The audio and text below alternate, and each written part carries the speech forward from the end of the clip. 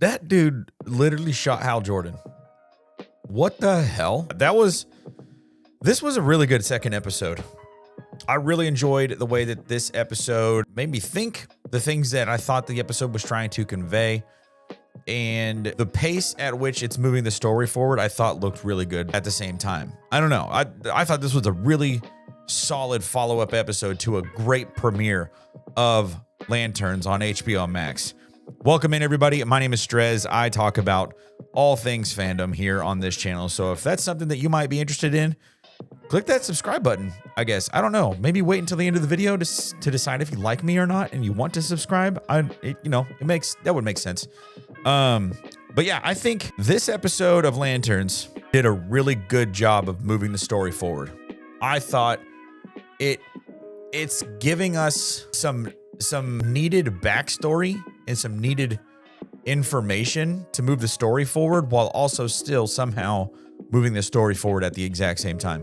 I thought that was really well done. I thought the fact that, we got John and Hal separated from each other and different parts of the story are being told, but it's basically some of the same thing in the story is being told. I thought that was a really cool way to show us this thing. I want to focus on John Stewart first. That's what I want to focus on because I think that the entirety of that bird metaphor is a massive piece of what this story is right now, at least. Right? This whole episode, at the end of last episode, we got a jump to a new timeline into the 2026 timeline. And this jump, this whole episode took place during the 2016 timeline, which is the one where all the stuff happens at the football game in Rushville and all of that stuff. So in this part of the timeline, we understand that John Stewart is being trained, that John Stewart is someone that is not quite where he needs to be yet, but is still capable of some or most of the Green Lantern duties.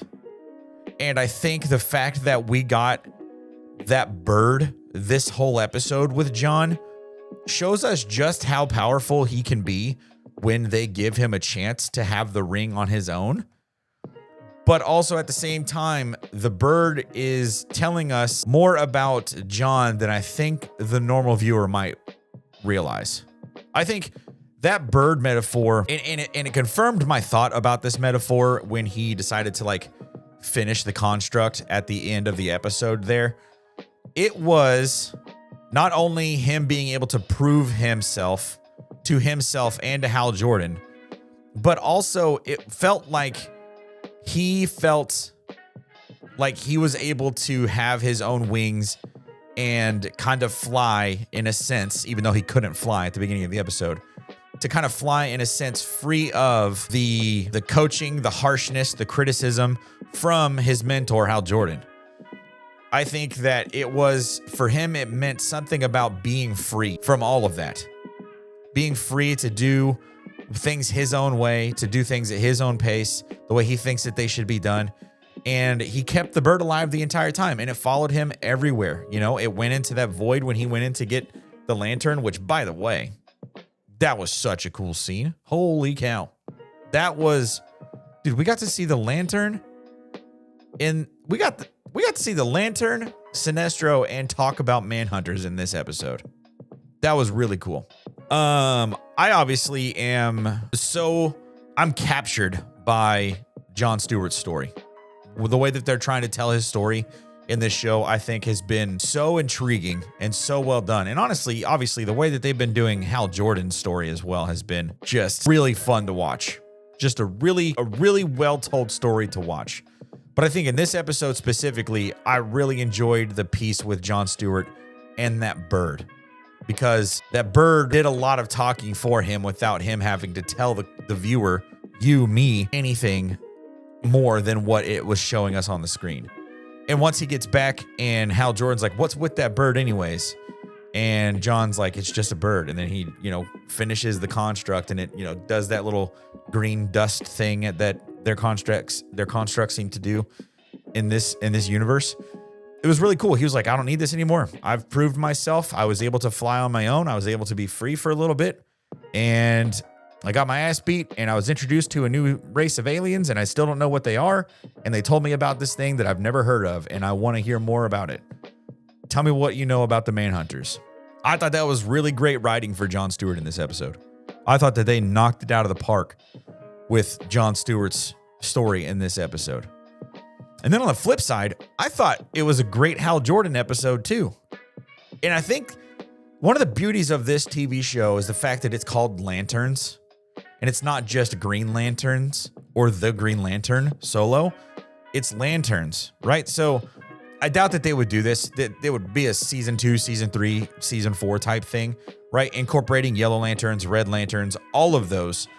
They could do that because the show is called Lanterns, right? And also within the show, we can also have more than one lantern at a time in the TV show. I mean, we've seen clips of Guy Gardner having a conversation with Jon Stewart.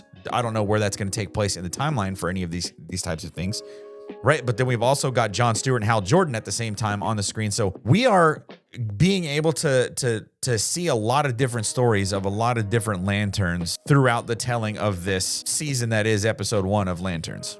And I think that they're doing a really good job of it because that could be a difficult task to try to squeeze in Hal Jordan doing his thing and being his person, and then Jon Stewart doing his thing and being his person. Meanwhile, Hal Jordan is dealing with, coming up towards the end of his life, and Jon Stewart is going to be his replacement, all of that kinds of stuff. That could be a really difficult task. But I think so far, in the first 2 episodes of this season, they have done a really, really, really, really great job of giving us both of these lanterns, making them both their own character, their own person, and at the same time still being able to tell us the story of Hal Jordan and Jon Stewart together as well. I don't know. I think it's been really cool. But the Hal Jordan of it all in this episode, I thought was done really well too. And I think it was funny because, the way that Kyle Chandler is portraying Hal Jordan in this show is a really good portrayal, and I think it's a little heavy handed on the cockiness, the arrogance, the I am Hal Jordan of Hal Jordan's character. But I think it does a really good job. It lands well is what I think. And you go into an episode and you're like, dude, the way that you talk to people is going to get you shot. And it literally fucking did. He literally got shot because of how he talks to people and how he interacts with the world around him, because he is Hal Jordan and he knows it. And it ends up getting him shot. And then he gets put into, this intensive care unit, which was weird. There was no one else at this entire hospital. I don't know. I think that they pointed that out to us for a pretty solid reason. I don't know what that reason might be at this point. Obviously, we're only 2 episodes in, but I'll probably figure out more as we go further into the season. But that was interesting. But the dude got shot. He's in the hospital. And then because of his mouth, because he runs his mouth so much, he got shot. And then he just talked about Sinestro in his sleep while the sheriff that he is trying to keep in the dark on some things was sitting in the room with him. And now she knows who Sinestro is and what Hal Jordan's relationship to this Sinestro person is. It's Hal Jordan's ego is catching up with him in real time. And I think they're telling the story really well to do that for us. Even the piece where he's like, if you need a quick charge, just hit it flush against something. And then he uses what's left over to do that little hover piece to find something around the town. And then he falls and lands on his face. It's just more of the Hal Jordan's ego's catching up to him. And I think they've done a really good job of telling us that story. The fact that he went and got those alien bodies out of the morgue is just so grotesque and very morbid. And I understand that they're not humans, right? So if you were to be pulling somebody's body out of a morgue, it makes sense that it would be someone who's not human. That does make more sense. It would be more palatable in a sense, I guess. But it was still bizarre. He was still lugging around dead bodies, dead carcasses, essentially. And obviously, the making of it all, it feels too obvious to say that Macon, I forget what his first name is, but the guy is the Manhunter. That feels too on the nose, too obvious in the face. But also at the same time, it's like, maybe that is what they're trying to tell us. Like maybe they're trying to make it obvious so that we aren't like waiting for the big reveal of who the Manhunter is at the end of the season. I don't know. I feel like it could potentially be that, or he knows who it is, and maybe the Manhunter is like the person who is like paying him all of this stuff. That would actually make more sense if we're being completely honest. But I think that is interesting, you know, and a lot of people in this episode were pointing out to the fact that there is only one that's still alive.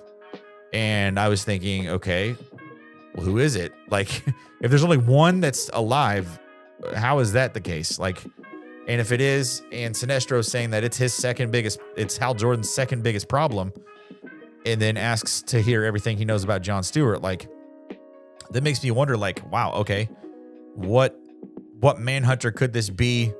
Like, how long has this Manhunter been there?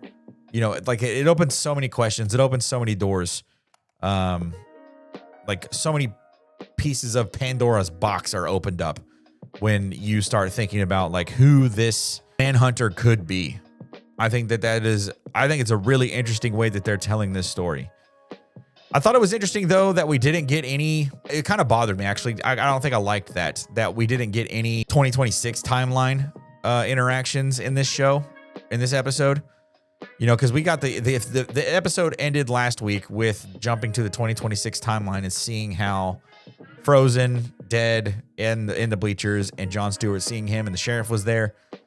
I was thinking that they would maybe give us a piece of the 2026 timeline after every episode, or towards the end of every episode, or at some point in these episodes, but it seems like they might not be doing that. And they maybe just set up this big reveal at the beginning of the episode, and the next time we're in the 2026 timeline will be like the end of the season.